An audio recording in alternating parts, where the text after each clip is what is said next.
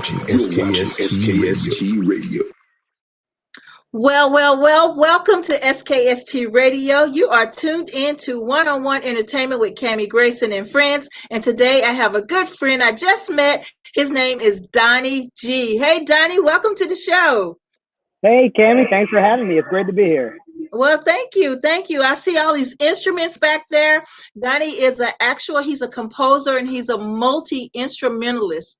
And we're here to learn about him and all the things that he's been doing. So, Donnie, introduce yourself and tell people how you got started. Hey, I'm Donnie G, composer, multi-instrumentalist. We're in my cave right now. I got started. I started playing piano when I was 7, and had a lot of support from my parents and some family, and over the years, kind of grew into who I was. I had a bunch of different inspirations and musical groups and solo artists that I really took a liking to, that kind of shaped the way I think of music nowadays. And I picked up the saxophone when I was 15, guitar when I was 17, and at that point I decided I'm just going to learn from as many instrument sources as I can. In order to implement them in my composition. Wow. So when did you pick up your first instrument? First instrument was piano. I started taking piano lessons when I was 7. I was initially learning to sight read, learning classical piano. My piano teacher would hate to hear me say that, but hear me say this, but I gave up on that and started playing by ear. And but I feel like that allowed me to be able to transition from instrument to instrument. Thankful I started off that way, but I'm glad I am where I am now. Oh, wow. That's good. Well, so what's your favorite instrument? Short answer, all of them. Really? Well, I love what elements different instruments can bring. Like when I compose, I do a lot of fusion work. I typically start off with the traditional orchestral contrabass, cello, viola, violin, and I pad something else on top of that, whether that's industrial rock or jazz, anything that would give the project a little bit of uniqueness. But yeah, when it comes down to it, I'd say piano is probably where I feel the most at home. Okay, gotcha. So what type of jobs do you do? What type of gigs do you get? Well, I used to play out a lot. I was a part of quite a few bands. I moved here to Atlanta almost 3 years ago, and I had every intention of getting back into that, but last year happened, and I'm now working my way to be able to gig here like I was over on the West Coast. But outside of gigging out, I do a variety of work on TV shows. I'm working on an animated show right now, composing. Nice. I've been either the sole composer or co-composer for my web sketch group called Mama Out of Bullets. Usually it's me composing. Sometimes I have a partner, and I'm hoping to make the jump into feature films here pretty soon. Okay. So how did you get the gig like the animation? Actually, it was on Reddit. Just as a hobby in my free time last year, I started working through Blender, an animation software. And I was on a subreddit for Blender artists. I myself am no good as an animator, but there was somebody looking for people to fill out certain roles, to who I mentioned, you do not want me to animate anything on this project, but if you're looking for a composer, I can lend my skills to that. And so it just snowballed from there, huh? Yes, yeah, it did. It's a virtual studio. It uses artists from all around the world. I think the head of the studio is up in Canada, but we've been rocking at it for about 4 months now. Hoping to have the first episode out sometime later this year. Nice, nice. So what was the biggest project that you've ever worked on? As a musician, I'd say the most involving project is probably this one, just because it is a 10-episode arc. So I've got to read the scripts, learn these characters, develop their themes, figure out how to shape the story along with the writers and animators. Wow. It's definitely been the most taxing, but it's been super rewarding so far. Nice, nice. So where do you think you'll go from here? From here, as I mentioned, I'm working with my my web series group. We have probably 25, 30 shorts under our belt. The next one, which is coming out hopefully within the next couple of weeks, we are hoping to make the jump into feature films. And at that point, I'll be in the next project that we do, but predominantly I'll be lending my talents as a composer. Nice, nice. So we're going to look at a clip on YouTube. Tell us a little bit about that. The clip on YouTube is from my EP, Biotech Ocean. I wrote that EP. It's a 5-track EP. I wrote it 5 years ago, give or take, and it's really just exploring certain padding and textures. The vision that I had for it was the melding between the technological aspect of things and just organic life. Nice, nice. Well, let's take a look at it. Sure. If I can get it up, let's see what we got here.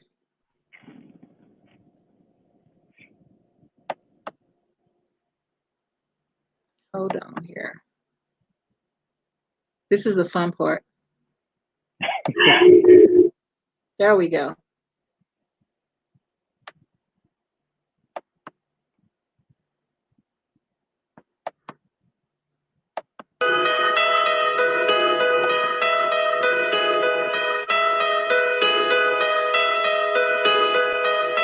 Do you hear it? I can, yes.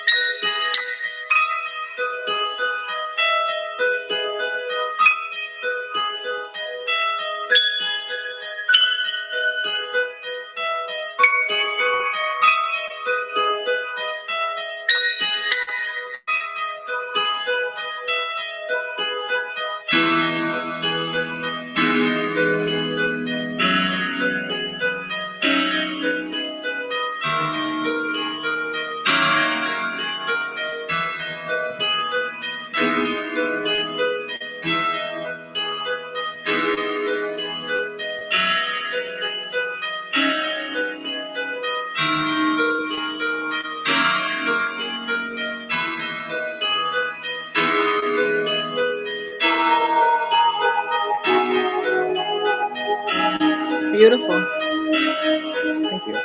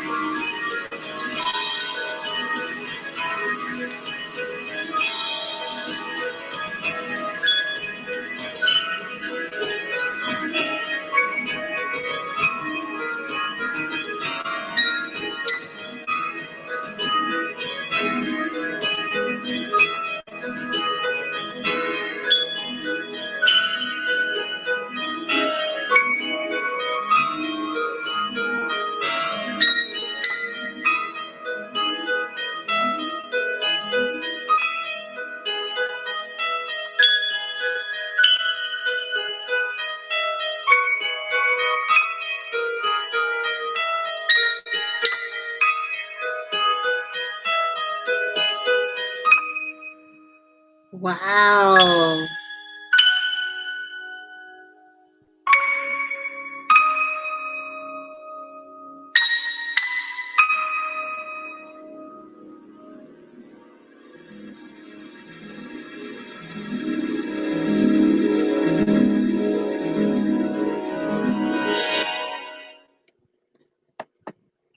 Wow. That was incredible. Thank you. Let me stop it. Give me a second. Wow. So it blows me away. How are you able to just put all those streams of music together? That was so incredible. Thank you. Thank you. It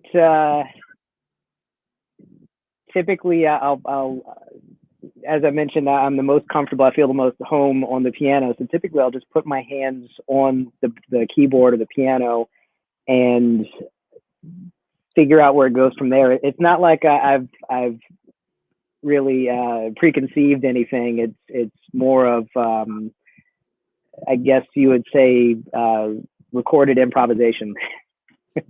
Yeah, well, hey, that's the way it works sometime, I guess.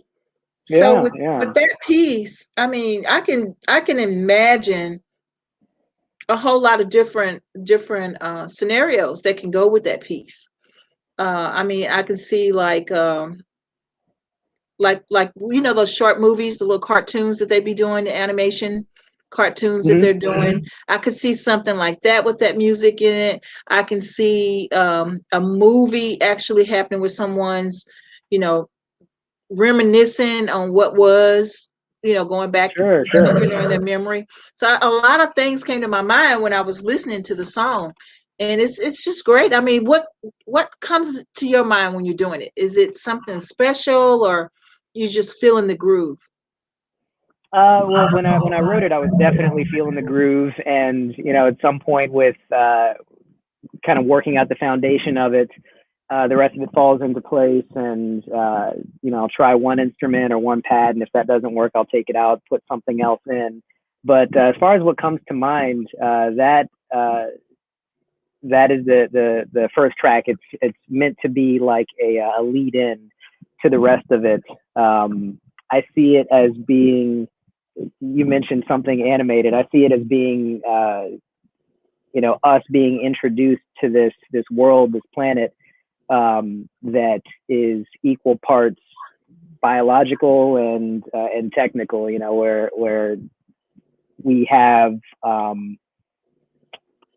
I guess just the ability to grow and learn with the technology, kind of like what we're doing now, especially as of recent. All of us have kind of been forced to learn certain things about ourselves with regards to the tech that we surround ourselves with.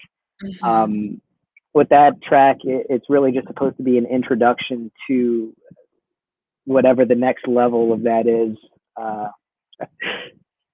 Well, it's pretty cool. It's pretty cool. So what inspires you, Donnie?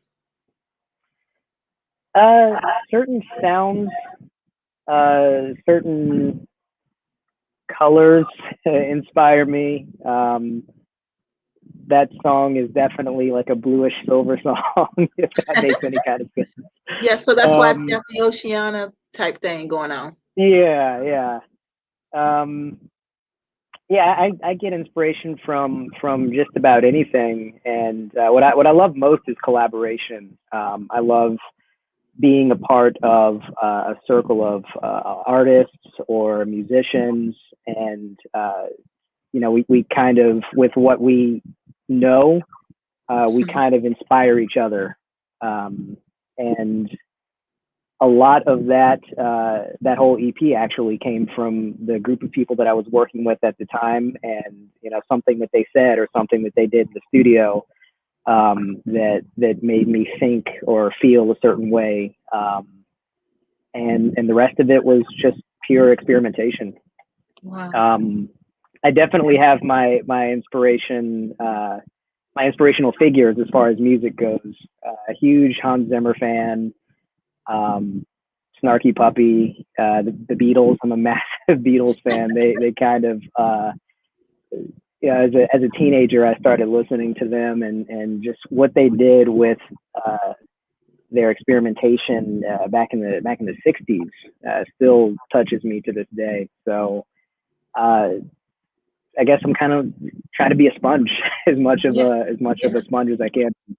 Well, hey, you look like you're soaking it all in to me. I mean, beautiful music, beautiful composer. I can't wait to see your animation tracks that's coming out with the project that you're working on. So I'm excited about that for you. And so, what about your family? How are they supporting you in with the art that you're doing? Um, yeah, since I stepped foot in the world of music and arts, they've always pushed me to kind of find my own voice. My mom always used to tell me, "Go find your people." I think she meant that I'm weird and I need to find the people like me. But that just meant a lot as a kid that was um, trying to cut his teeth, trying to figure out who he was as an artist. And my dad has always pushed the same thing, and shared with me any advice that he has had, and he's been a great talking point, especially as I've taken further steps into the business side of the art. Yeah, they've as well as my sister, they've all just been as perfect a home base as anyone could ask for. Nice, nice, nice. Well, I tell you, I think that you were probably a big hit here, and then now you're in Atlanta, and you're kind of afraid of what's going to happen. Now look at you. You got a big project under your belt, and you're just going to keep going up from there. So I'm very proud of you, and I hope you continue to let SKST help support you and the things that you're working on. Keeping us in touch and informed of all the projects, so we can help support you, support one another, I should say. So. Absolutely, yeah. So now from here, if someone needed your help composing, um, how would they reach you? I've got my contact information on my website, donnieg.com. And my email is up there as well, on the contact page. I've got an Instagram page, and I'm on Reddit. Okay, most definitely. And if you could inspire up and coming artists such as yourself, what type of wisdom would you give them? I'd probably just say, you know, uh, getting into something, and falling in line with what is popular may not always be your voice. If it is, that's great. If it's not, don't feel discouraged. Keep searching, because it's what you're looking for is out there. And once you find your voice, there are people that are going to want to listen. So just keep at it.